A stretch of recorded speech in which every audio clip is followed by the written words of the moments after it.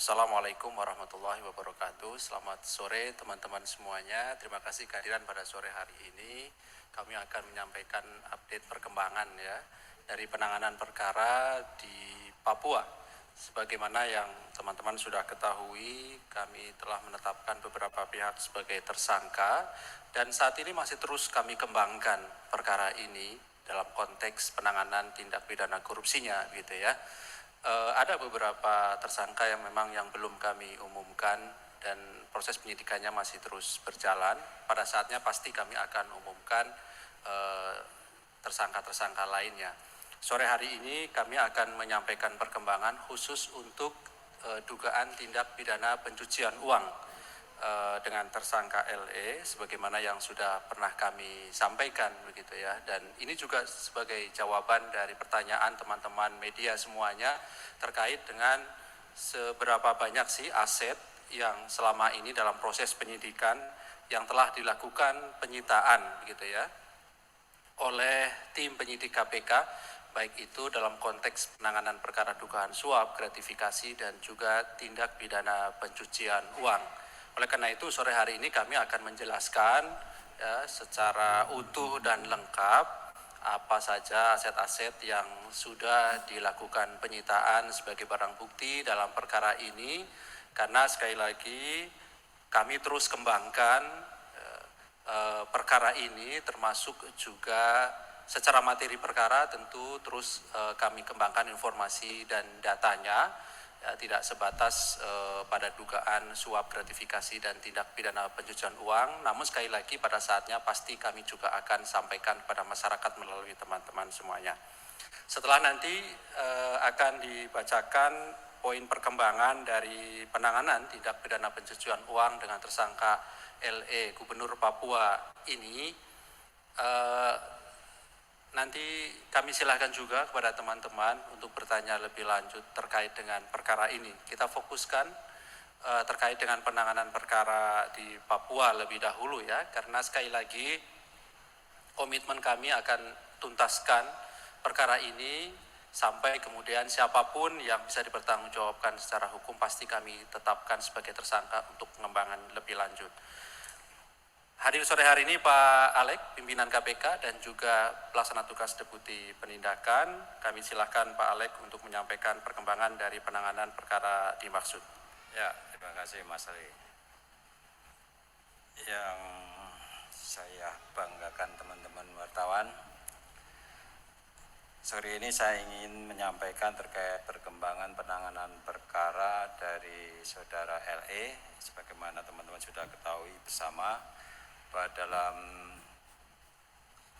tahap pertama awal mula terjadi perkara korupsi LE ini hanya menyangkut suap 1 miliar. Nah, ternyata di dalam perkembangan penyidikannya kemudian yang sudah terungkap di dalam proses persidangan, ternyata tidak hanya 1 miliar tetapi ada suap sebesar lebih dari 30 miliar, 35 Mas Alja. Dan penyelidikan terus berlanjut. Ada informasi-informasi yang kami terima dan kemudian dikembangkan dalam proses penyelidikan, dan penyelidikan termasuk di dalamnya juga menyangkut aset-aset dari saudara LE yang kemudian kami duga itu berasal dari tindak pidana korupsi. Nah, pada kesempatan sore ini saya ingin menyampaikan terkait dengan dugaan tindak pidana pencucian uang dengan pidana asal tindak pidana korupsi yang dilakukan oleh saudara LE yang berasal baik dari penerimaan hadiah atau janji dan juga tindak pidana korupsi lainnya terkait pengadaan barang dan jasa dan lain sebagainya. Dalam perkara ini KPK sebelumnya telah menetapkan 3 orang sebagai tersangka, yaitu RL dari pihak swasta, Direktur PT TBP, kemudian LE, Gubernur Papua periode 2013 sampai 2018 dan periode 2018 sampai 2023. Kemudian yang ketiga GUY selaku Kepala Dinas PUPR Pemprov Papua periode 2018 sampai dengan 2021. dan merangkap sebagai pejabat pembuat komitmen. Berdasarkan fakta penyidikan dan kecukupan alat bukti, KPK kemudian kembali menetapkan LE, Gubernur Papua periode 2013 sampai dengan 2023, selama 2 periode, sebagai tersangka dalam dugaan tindak pidana pencucian uang, yaitu dugaan tindak pidana pencucian uang dalam hubungannya dengan perbuatan menempatkan, mentransfer, mengalihkan, membelanjakan, membayarkan, menghibahkan, menitipkan, membawa ke luar negeri, mengubah bentuk, menukarkan dengan mata uang atau surat berharga atau perbuatan lain atas harta kekayaan yang diketahui atau patut diduga merupakan hasil tindak pidana korupsi dengan tujuan untuk menyembunyikan atau menyamarkan asal-usul, sumber, lokasi peruntukan, pengalihan hak-hak atau kepemilikan yang sebenarnya atas harta kekayaan yang diketahuinya atau patut diduganya merupakan hasil tindak pidana korupsi yang diduga dilakukan oleh tersangka LE. Oleh karena itu, sebagai upaya untuk mengoptimalkan pengembalian dan pemulihan kerugian keuangan negara melalui aset recovery dalam tindak pidana pencucian uang, KPK melakukan penyitaan terhadap aset-aset sebagai berikut.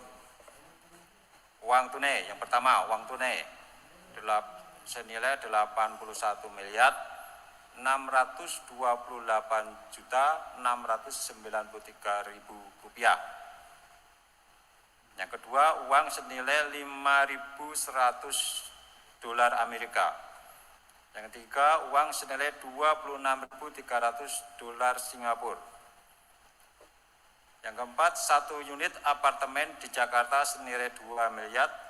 Yang kelima, sebidang tanah dengan luas 1.525 meter persegi, beserta bangunan di atasnya terdiri dari Hotel Grand Royal Angkasa, bangunan dapur dan bangunan lain yang terletak di Jayapura senilai 40 miliar.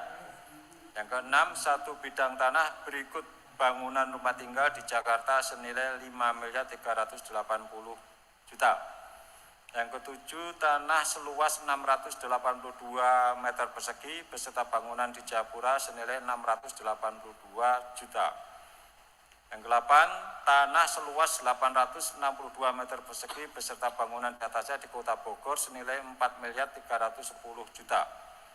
Yang sembilan, tanah seluas 2.199 meter persegi beserta bangunan di atasnya di Jayapura senilai 1.099.500.000.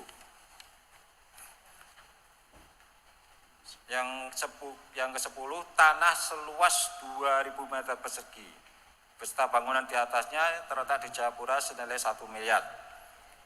Dan 11, 1 unit apartemen di Jakarta senilai 510 juta. 12, 1 unit apartemen di Jakarta senilai 700 juta. 13, rumah tipe 36 di Koya Barat senilai 184 juta. 14, sertifikat hak milik tanah di Koya Koso, AB Pura senilai 47 juta 600.000.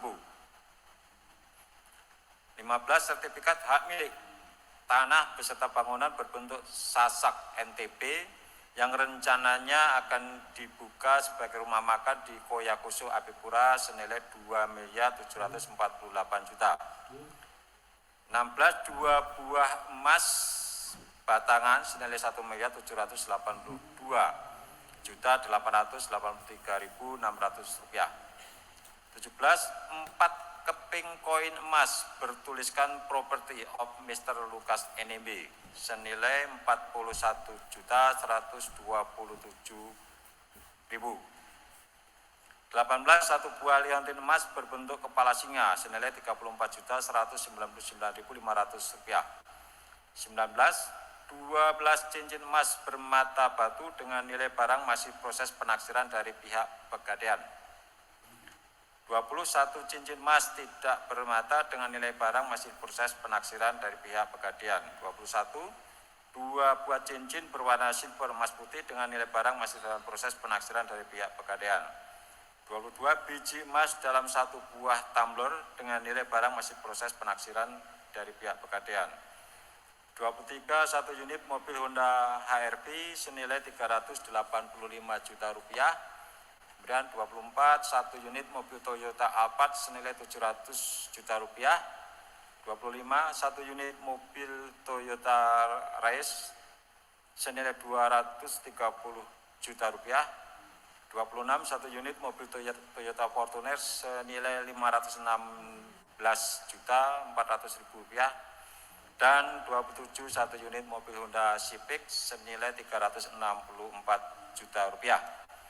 Aset-aset tersebut diduga diperoleh tersangka LE dari tindak pidana korupsi berupa penerimaan hadiah atau janji dan gratifikasi terkait proyek pembangunan infrastruktur di Provinsi Papua serta tindak pidana korupsi lainnya. Atas perbuatan yang bersangkutan, tersangka LE disangkakan melanggar pasal 3 dan atau pasal 4 Undang-Undang Nomor 8 Tahun 2010 tentang pencegahan dan pemberantasan tindak pidana pencucian uang junto pasal 55 ayat 1 ke 1 KUHP. Pengenaan pasal tindak pidana pencucian uang dari predikat crime tindak pidana korupsi menjadi salah satu upaya KPK dalam mengoptimalkan aset recovery, sehingga penanganan kejahatan korupsi dan tindak pidana pencucian bisa benar-benar memberikan efek jera melalui perampasan aset pelaku korupsi. Demikian disampaikan, terima kasih. Selamat sore.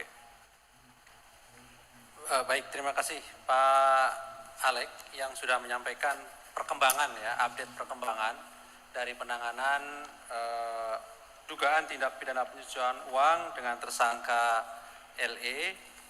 Jadi sebagai bahan informasi pada teman-teman, selama KPK ada dari data yang kami miliki, KPK telah menangani kurang lebih 8 kepala daerah di wilayah Papua dan 3 diantaranya di tahun 2021 secara bersamaan, yaitu Gubernur Papua, kemudian Bupati Mamberamo Tengah dan juga Bupati Mimika, dan seluruhnya prosesnya sedang berjalan perkara dimaksud.